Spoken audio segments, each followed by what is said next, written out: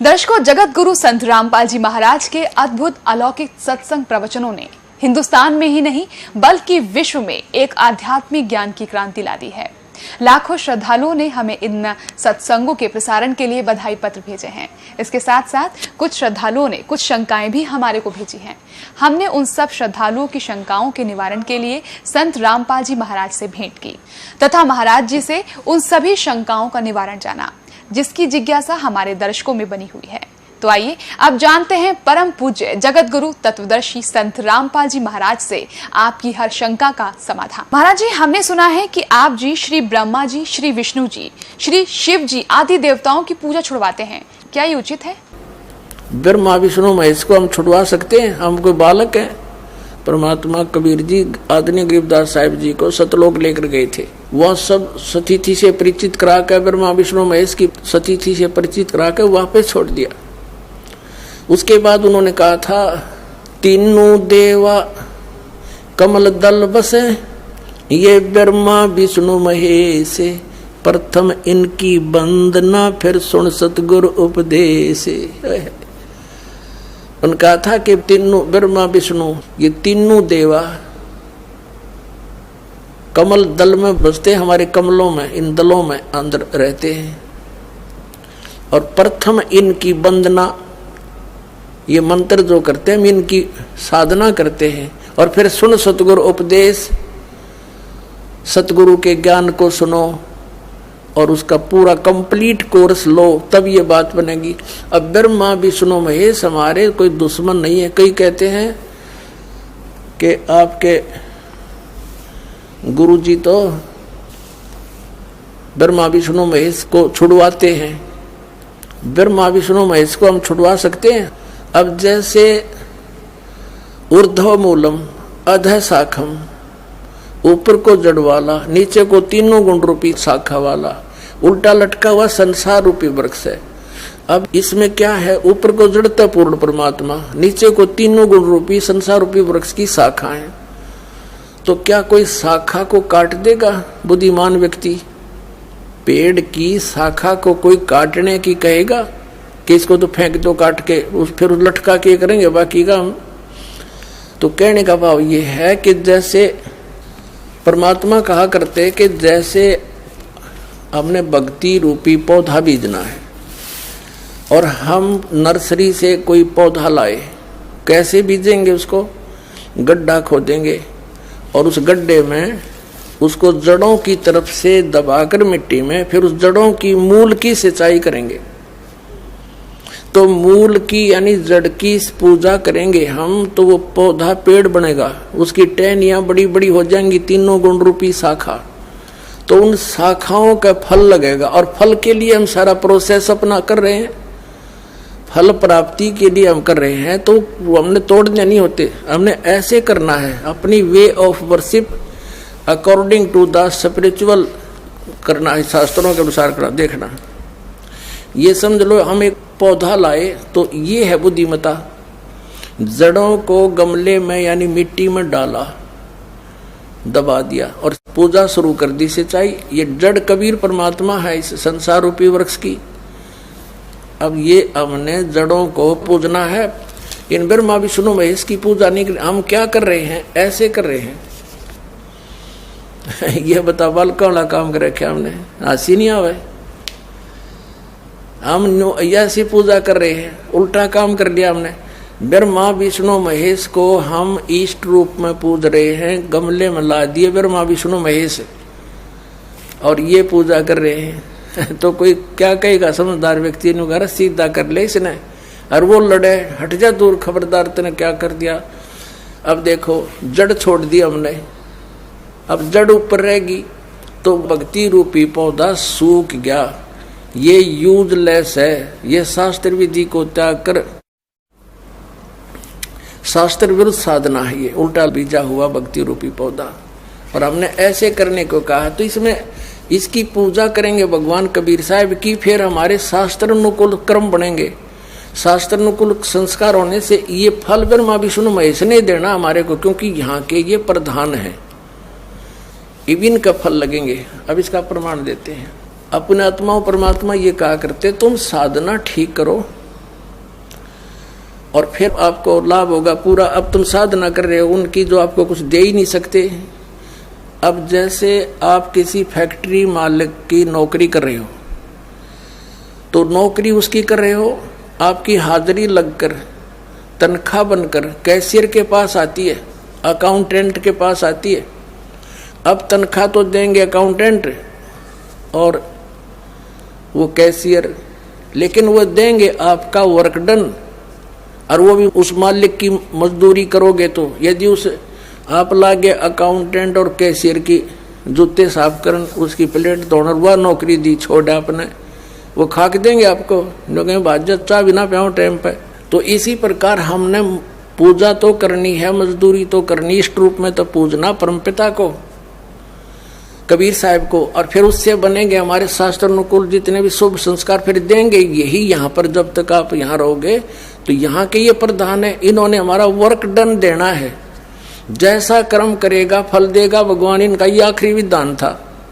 तो ये भगवान तो वर्क डन ही दे सकते, इसमें ऐड नहीं कर सकते। और फैक्ट्री मालिक बनवाने के रखे दे तोहफे में, यानी परमात्मा हमारे मालिक हैं, मालिक तो कुछ भी दे सकता है।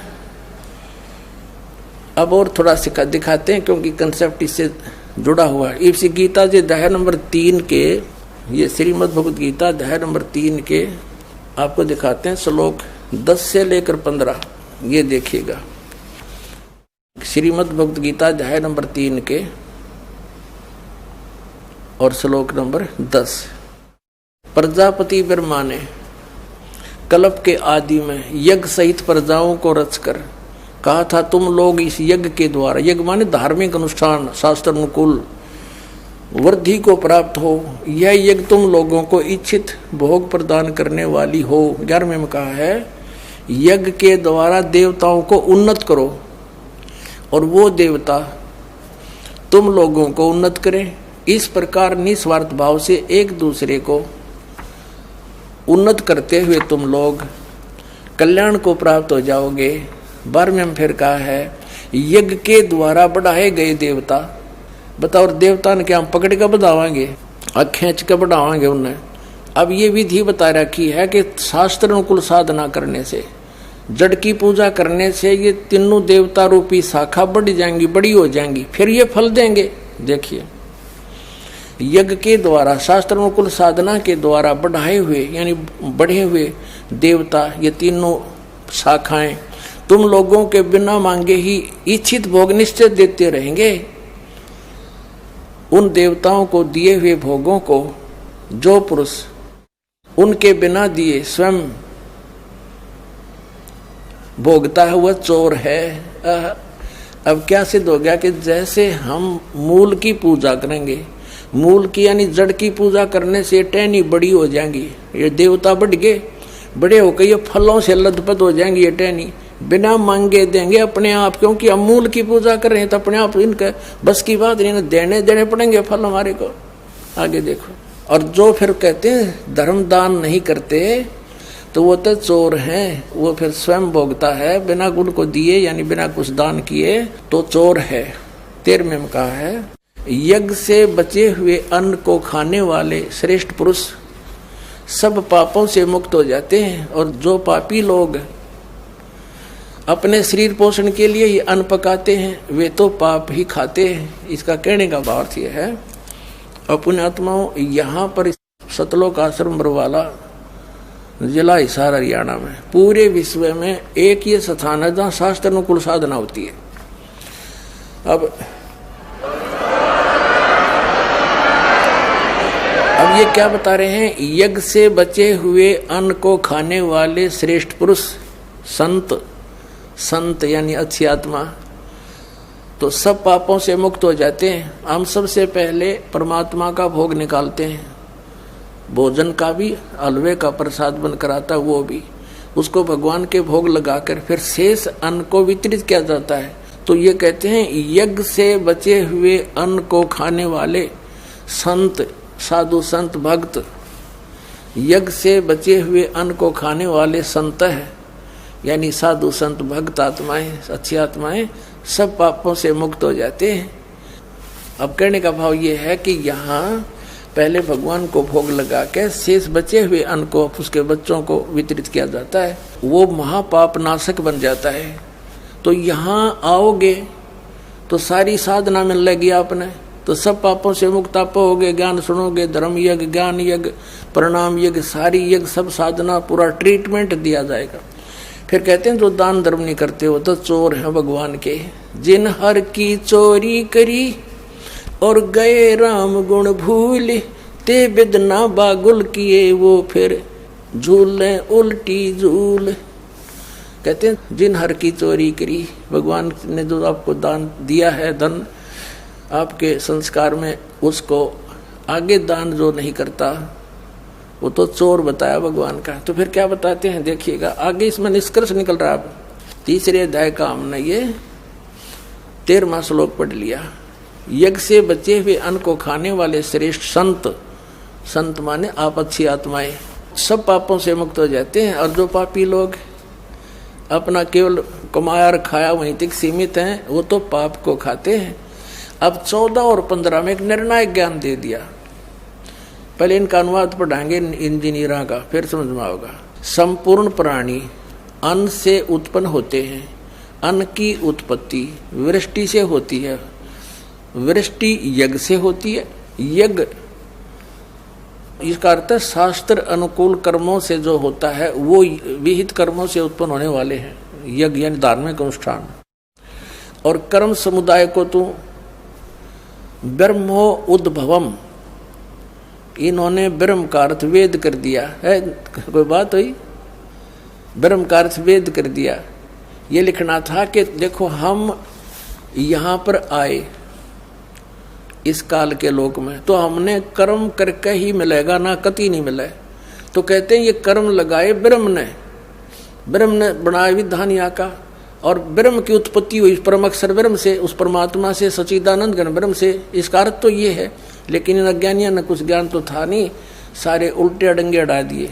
ये देखिएगा, कर्म समुदाय को तू वेद से उत्पन्न नहीं, ब्रह्म से उत्पन्न हुए। और ब्रह्म अक्षरम उद्भवम, अविनाशी परमात्मा से, यहाँ ब्रह्म लिखना था, ब्रह्म ये काल अविनाशी परमात्मा से उत्पन्न हुआ जान। इससे सिद्ध होता है कि सर्वगतम ब्रह्म, सर्वगतम माने सर्वव्यापी परमात्मा, सबका मालिक, सदा ही यज्ञों में प्रतिष्ठित है। वो इष्ट रूप में पूज्य है, वही प्रतिष्ठित है सभी यज्ञों में, उसको इष्ट मानकर पूजा करनी चाहिए। इसका निष्कर्ष ये निकल गया। अब हम उस परमात्मा को इष्ट मानकर पूजा करेंगे तो हमारी शास्त्र अनुकूल साधना होगी। और इसमें कहा है कि सारा जो शास्त्र अनुकूल साधना करने से हमारे शुभ संस्कार बनेंगे। ये भक्ति रूपी पौधा बड़ा होगा, ब्रह्मा विष्णु महेश के पास हमारे संस्कार जाएंगे, और ये बिना मांगे आपको देंगे, आपको बिना मांगे देंगे। जैसे फल लदपत हो गए टहनिया के, आप भी खाओ, रिश्तेदार भी ले जाओ, और पड़ोसी भी तोड़ ले जाओ तो भी समाप्त ना हो। तो इतना इस प्रकार हमारा ये पूरा भक्ति क्रम पूरा होता है। तो हम आपको सबसे पहले परमात्मा ने कहा है कि तीनों देवा इन कमल दलों में बसे, ये ब्रह्मा विष्णु महेश, और प्रथम इनकी वंदना और फिर सुन सतगुरु उपदेश। तो हम इनकी पूजा नहीं कर रहे, हम किसी का किराया दे रहे हैं, जैसे हम टैक्स भर रहे हैं बिजली का, हम बिल भर रहे हैं इसका टेलीफोन का, वो पूजा थोड़ी कर रहे हैं। वो तो हम उनको दे रहे हैं, तो हमें हमारी सुविधाएं जारी रखेंगे, नहीं देंगे तो कनेक्शन काट देंगे। तो हम शास्त्र अनुकूल साधना कंप्लीट कोर्स ना करके अपनी अपनी डफली पीट रहे हैं, जिस कारण से हम परमात्मा से मिलने वाली साधना से वंचित होकर के हम नास्तिक होते जा रहे थे। अब परमात्मा ने दया करी आपके ऊपर और इस दास के ऊपर। इस दास को बनाया वो तत्वदर्शी संत, और जो ज्ञान परमात्मा 600 वर्ष पहले छुपा गए थे खजाना, इस दास को चाबी दे दी। अब दास ने खोल दिया उसके बच्चों के सामने, अब खाओ और खर्चो, चलो सतलोक में।